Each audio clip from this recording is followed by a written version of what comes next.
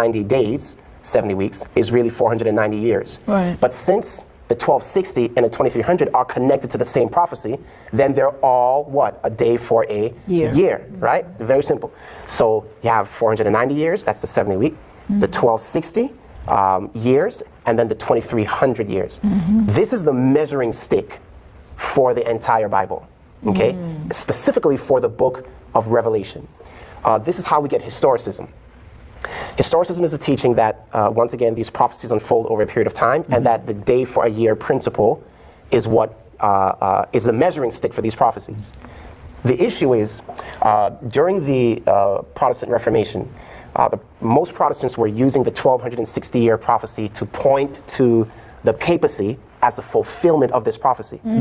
So they had a council because they were like, what are we going to do? We've got to do something because people are leaving in droves. Well, guess what they did? You're saying the papacy had a council? Yes, Council of Trent, okay? And in this council, they decided to come up with two new schools of prophecy, prophetic interpretation. One was called preterism, one was called futurism. Both these schools of prophecy changed times. So remember, Daniel 7:25 says this power would think to change times and laws. Now, we usually talk about the Sabbath being changed, but times, wait a minute. So they're going to attempt to change time prophecy to do what? Throw you off from the correct interpretation. So you don't know where you're located? So you don't know where you are. Where you are. So what time it is. Or what time it is. So if you don't have the right time, you're off. Right. You're lost. Location, time. Location, time. So these two schools of prophecy, preterism, it's all in the past. Futurism, it's all in, couldn't possibly be the papacy. It's in the future, or it's in the past.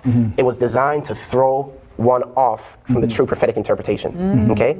So understanding this, we need to realize, okay, I need to know what time it is.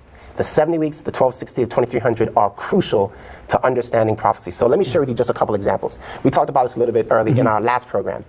The life of Christ, okay, is a snapshot of the life of the church. We're to follow his example, okay? These are they that follow the Lamb whithersoever he goes. So look, just as Christ was born, you have the birth of the early church. Just as Christ was baptized, you have the baptism of the early church, day of Pentecost. After Christ is baptized, where does he, well, by the way, the birth and baptism of Christ points us to the 70-week prophecy. Right? The 70-week prophecy points to the birth of Christ. So after this, his birth and baptism, you then have Christ going into the wilderness. Right. Wait a minute. That points me to the 1260. When the church goes goes into the wilderness, right?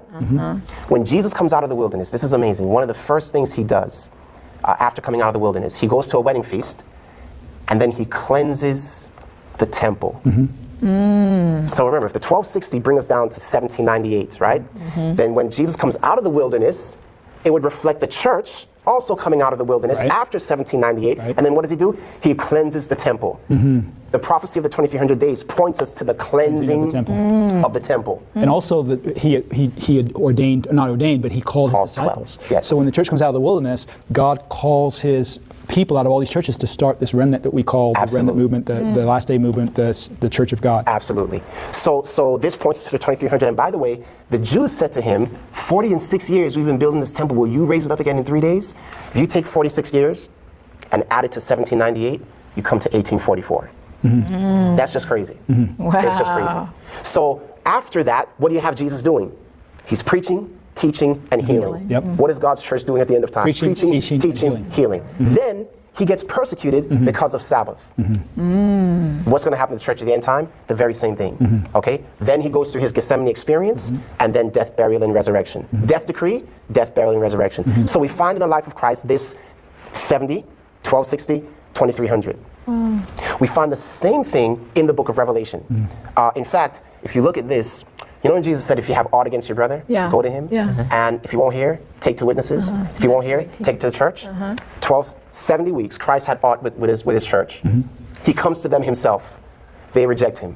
So guess what he does? He sends 2 witnesses, 1260-year prophecy. And what happened? They reject those 2 witnesses. So what next? Okay, I'm going to bring it to my church. 1844. If they don't hear the church, that's it.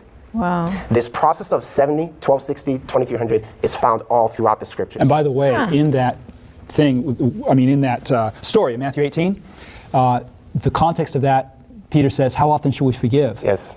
7 times, and Jesus says 70 times 7. He's referring right back to that prophecy. Yes. See, the Bible is profound. Yes. And the lessons here are deep, and the layers are just infinite. And God is the author, and there's just beautiful pictures. It's just full. It's full. So I'm going to share this last point, because I know we're running out of time, but so taking that understanding, we should be able to go anywhere in the scripture, in the book of Revelation, and we should be looking, where am I? Am I in the 70?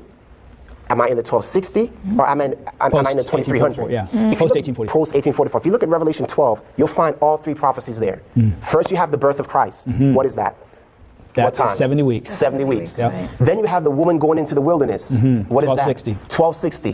Then you have the dragon going to make war with the remnant. Who keep the commandments of God. Who keep the commandments of God. What is that? Post 1844. 2300. And here's what's amazing, James. After Revelation 12, the 70-week prophecy falls off the scene. You're only now dealing with 2300-day prophecy and 1260. Before Revelation 12, you're 70 weeks, 1260, 2300. After Revelation 12, you're only 2300. Yeah. Which just lines up perfectly with the principles we've been laying out. Absolutely. You know, primarily pre, primarily post 1844. Absolutely. You're dividing. And another thing that's really interesting, if you look at the Gospels, each one of them has a chapter that is dedicated to prophecy.